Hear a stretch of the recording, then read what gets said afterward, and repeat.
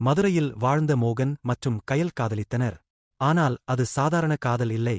அதிக உரிமை, அதிக சந்தேகம், அதிக கோபம் நிறைந்த டாக்ஸிக் லவ். கயல் யாருடன் பேசினாலும் மோகன் கோபப்படுவான். நீ எனக்குத்தான், வேற யாருக்கும் இல்லை என்று அடிக்கடி சொல்வான்.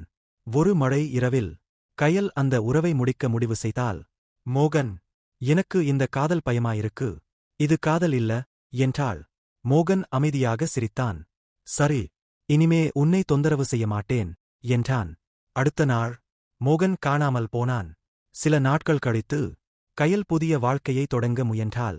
ஆனால் தினமும் இரவு 11:11க்கு அவள் போனில் ஒரு மெசேஜ் வந்தது. நீ எனக்குத்தான். அது மோகனின் நம்பரிலிருந்து. பயந்த கயல் அவன் நண்பரை அழைத்தாள். அவர் அமைதியாக சொன்னார், கயல்.